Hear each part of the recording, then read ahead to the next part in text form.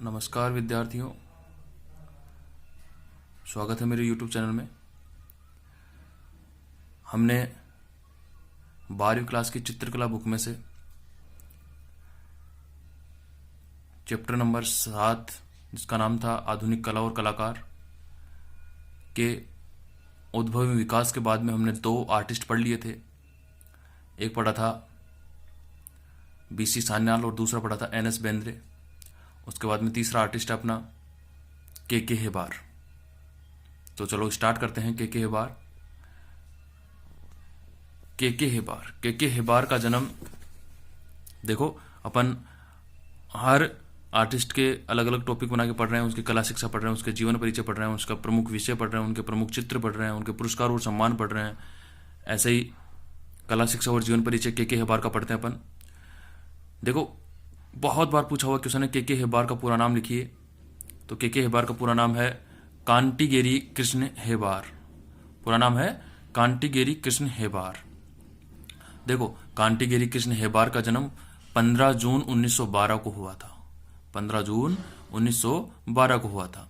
और कहाँ हुआ था? ये दक्षिण के कांटीगेरी, दक्षिण का कांटीगरी नामक गांव था। दक्षिण का कांटीगरी नामक एक गांव था, उसमें इनका जन्म हुआ था। गांव के रीति रिवाजों ने इनको प्रभावित किया।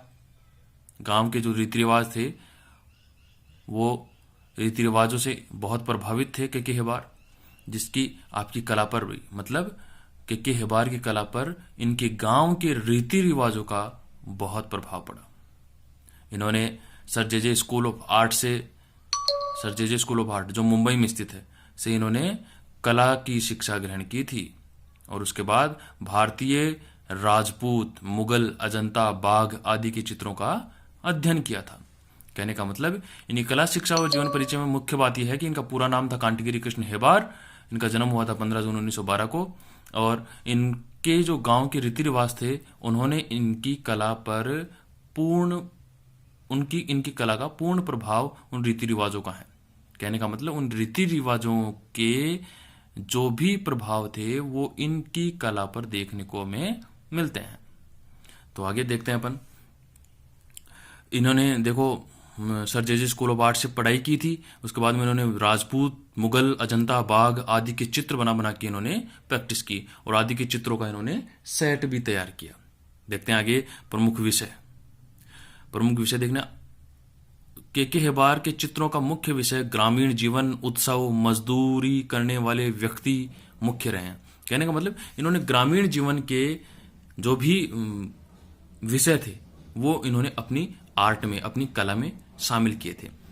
इन्होंने आधुनिक भारतीय कला को भी आपने अपना मुख्य विषय रखा है। मतलब आधुनिक भारतीय कला, जो भी आधुनिक काल में कला चल रही है, उसको भी इन्होंने प्रमुख विषय रखा है। तो ये विषय हो गए। इसके बाद देखते हैं प्रमुख चित्र। देखो, आपके द्वारा बनाए गए चित्रों में मजदूर, मछुआरे, फल बेचने वाले, मुर्गों की लड़ाई, पनघट, साधु व हाट बाजार मुख्य हैं। ये चित्र देखो बच्चों, याद रखेंगे अच्छे से। जो भी चित्र अपन ने पढ़े हैं, मछुआरे, फल बेचने वाले, मुर्गों की लड़ाई, मजदूर, पनघट, साधु व हाट बाजार, ये सारे चित्र आप याद रखेंगे। बहुत बार पूछे जाने वाले चित्र हैं। इन सभी चित्रों में मुर्गों की लड़ाई चित्र विश्व प्रसिद्ध चित्र है। इनके द्वारा बनाया गया एक चित्र था मुर्गों की लड़ाई, जो विश्व प्रसिद्ध चित्र है। ये आपको याद रखना है। तो मुर्गों की लड़ाई विश्व प्रसिद्ध था, तो इसके बारे में अपन थोड़ी सी डिटेल में पढ़ते हैं।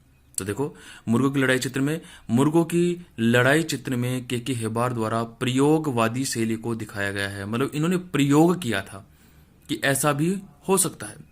चित्र में एक मुर्गे ने दूसरे मुर्गे को जख्मी कर दिया है। 2 मुर्गे दिखाए हैं चित्र में। 2 मुर्गों की लड़ाई हो रही है आपस में। लड़ाई में एक मुर्गे के शरीर को बिल्कुल जख्मी दिखाया है और उसके शरीर से खून भी बह रहा है, एवं उसके कुछ पंख टूट चुके हैं। एक जो मुर्गा था, उसके पंख भी टूट चुके हैं। KK हेबार ने चित्र की पृष्ठभूमि में मनुष्य के समूह को दिखाया। मतलब जो भी चित्र के बैकग्राउंड था, चित्र का जो भी बैकग्राउंड था, उस बैकग्राउंड में मनुष्यों का, मतलब बहुत सारे मनुष्य दिखाए उन्होंने जो हंस रहे हैं। ठीक है, जो मनुष्य हंस रहे हैं। चित्र मानव समाज की घटना पर आधारित है। चित्र ये मानव का जो समाज है, अपना जो समाज है, उसकी समाज की घटनाओं पर आधारित है कि कैसे एक दूसरे में लड़ाइयाँ होती रहती है और लोग तमाशे देखते रहते हैं, मजे से देखते रहते हैं, हंसते रहते हैं। उस घटना पर आधारित इन्होंने मुर्गों की लड़ाई चित्र बनाया। तो मुर्गों की लड़ाई चित्र किसने बनाया था? के हेबार ने। ये आप लोग अच्छे से याद रखेंगे। आगे देखते हैं पुरस्कार व सम्मान। तो पुरस्कार व सम्मान में पढ़ते हैं अपन। आपने 1956 से 1958 तक लगातार 3 साल राष्ट्रीय ललित कला अकादमी द्वारा राष्ट्रीय पुरस्कार प्राप्त किया। कहने का मतलब इन्होंने 1956 से लेकर 1958 तक लगातार इन्होंने 3 साल तक राष्ट्रीय ललित कला अकादमी जो दिल्ली में स्थित है वहां से इन्होंने पुरस्कार प्राप्त किया और राष्ट्रीय पुरस्कार प्राप्त किया। 1976 में इनको राष्ट्रीय ललित कला अकादमी दिल्ली का रत्न सदस्य बनाया गया। मतलब जो रत्न सदस्य, जो 9 रत्न होते हैं, 9 सदस्य होते हैं, उनमें इनको स्थान प्राप्त हुआ। तथा 1989 में आपको भारत सरकार ने पद्म भूषण से सम्मानित किया। ये आप याद रखेंगे अच्छे से। 1989 में आपको भारत सरकार ने पद्म भूषण से सम्मानित किया। आपके चित्र लयात्मक दृष्टि से व गतिमान रेखाओं से बनाए गए। मतलब लयात्मक मतलब बहुत लचीली रेखाएं, बहुत गतिमान रेखाएं के द्वारा इनका चित्र बनाया गया। विभिन्न नृत्य मुद्राओं के चित्र आपकी विशेषता रही। इन्होंने विभिन्न बहुत सी नृत्य मुद्राओं के ऊपर भी इन्होंने चित्र बनाए। 1996 में के हेबार की मृत्यु हो गई थी। और 1996 के हेबार की मृत्यु हो गई थी, जो कला जगत में एक क्षति थी। तो अपन ने अब तक पढ़ा के हेबार के बारे में, कला शिक्षा और जीवन परिचय। इनका जन्म 15 जून 1912 को हुआ था, ठीक है। और इनके कला जीवन में या कला पे इनका जो इनके गांव के रीति रिवाज थे उन पर उनका प्रभाव पड़ा। Sir J J school of art से उन्होंने शिक्षा ग्रहण की। मुगल, अजंता, बाग, राजपूत शैली आदि के इन्होंने चित्र बनाए। प्रमुख विषय में इनके जो ग्रामीण दृश्य या मजदूर करने वाले जो लोग थे ये इनके मुख्य विषय रहे। और आधुनिक भारतीय कला भी इनका मुख्य विषय रहा।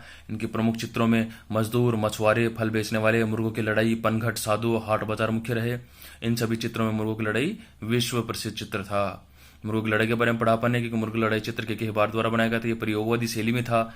चित्र में एक मुर्गे ने दूसरे मुर्गे को घायल कर दिया है, जख्मी कर दिया है, शरीर से उसके खून बह रहा है, उसके पंख भी कट चुके हैं।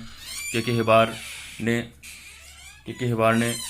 चित्र में पृष्ठभूमि में बहुत सारे मनुष्यों को भी दिखाया और ये समाज की घटनाओं पर आधारित है। पुरस्कार व सम्मान। इनके के हेबार के द्वारा बनाए गए थे जो पुरस्कार और सम्मान जो पुरस्कार और सम्मान दिए गए थे उनमें 1956 से 58 तक इनको 3 साल तक पुरस्कार प्राप्त हुआ। और उसके बाद में 1976 में इनको रत्न सदस्यता मिली, जो 9 रत्नों में से एक रत्न सदस्य होती है। तो राष्ट्रीय ललित कला अकादमी द्वारा इनको ये रत्न सदस्यता दी गई। और 1989 में इनको भारत सरकार ने पद्म भूषण से भी सम्मानित किया था। 1996 में के हेबार की मृत्यु हो गई थी। तो आप लोग इसी वीडियो के माध्यम से आप ये पूरे नोट्स करेंगे। आपको एक बार फिर से आप जूम करके देख लें इनको, ये स्क्रीनशॉट ले लें, अच्छे से